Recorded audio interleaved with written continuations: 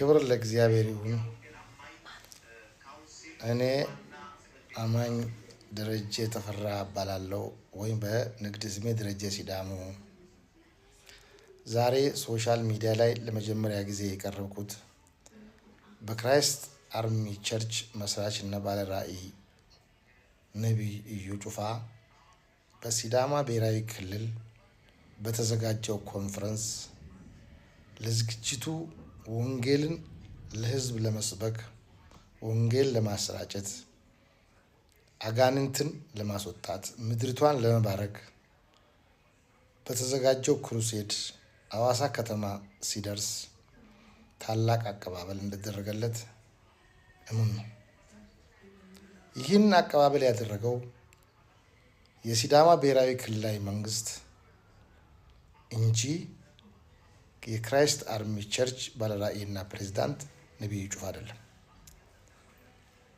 ነቢዩ ጩፋ ለኔ በማርሽ የታጀበ በፖሊስ ፓትሮች የታጀበ አቀባበል አርጉልኝ ብሎ አላዘዘምም አልጠየቀምም።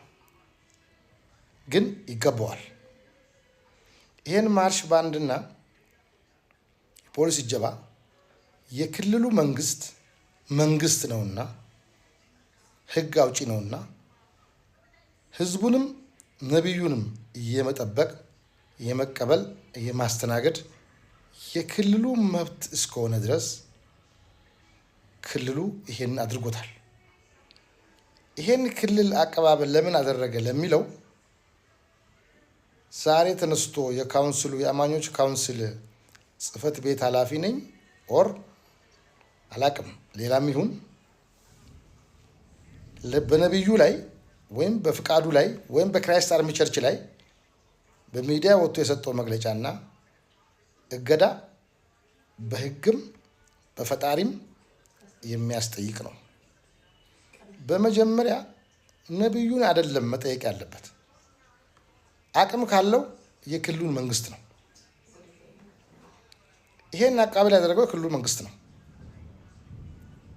እዩ ፈጣሪ ለህዝባችን ለምድራችን ብሎም ለዓለም ይላከልን ወንጌል ሰባኪ ነው። ምናልባት እንደ እዩ ህዝብ ለምን አላጀበኝም፣ ህዝብ ለምን አልወደደኝም፣ እንደ እዩ ጥሩ ስራ ሰርቶ ህዝብ እንዲወደው ህዝብ እንዲያከብረው መንግስት እንዲደግፈው ማድረግ ነው። ምናልባት ፓስተር ይሁን አቶ ይሁን ፖለቲከኛ ይሁን ጌትነት ለማ የሚባል ሰው እኔ ማን እንደሆነ አላውቀውም። መግለጫውም ከእውነትና ከሀቅ የራቀ ስለሆነ ይሄን መግለጫህን ይቅርታ ጠይቀህ ነቢዩንም ይሁን ህዝቡንም ይሁን መንግስትን ይቅርታ ጠይቀህ ራስ ያንሰው።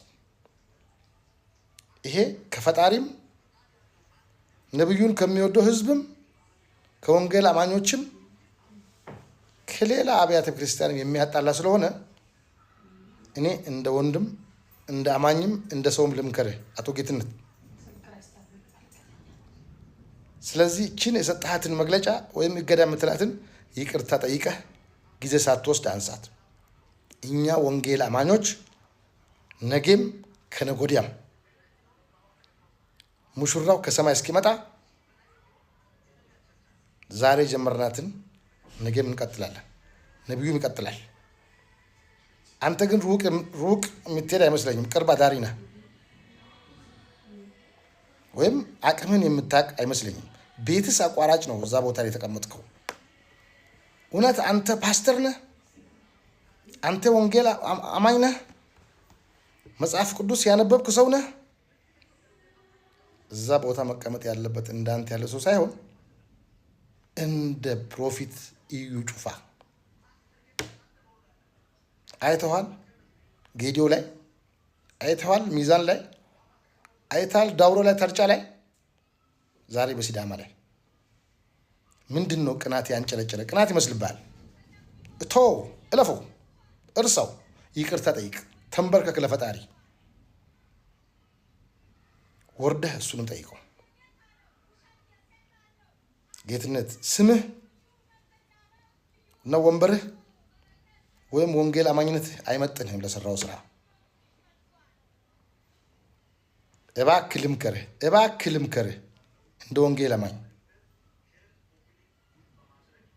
ቶሎ ብለህ ሰርዘው፣ ቶሎ ብለህ ይቅርታ ጠይቅ። አሁን እየተጋጨው ያለው ከላይ ከፈጣሪ ጋር፣ ከታች ከኢትዮጵያ ህዝብ ከዓለም ህዝብ አማኝ ጋር ይጣላ ያለው። አልፎም ሶስተኛ ነቢዩንም ካጀበው ነቢዩ ለወጣው ህዝብ ወንጌልን ከሰበከው ህዝብ ጭምር ይጣላው። አንተ የህዝብ ልጅ አትመስለኝም። ስለዚህ ቶሎ በልና ይቅርታ ጠይቅ። የጻፍካትንም ሰርዛት፣ ከተቀመጥካት ወንበርም ውረድ። አማኝን አትወክልም አንተ። ከዚህ ውጭ የሲዳማ ብሔራዊ ክልልንም ስም ነው ያጎደፍከው። እኔ ሌላ አንድ ነገር ልንገርህ፣ አዳምጠኝ።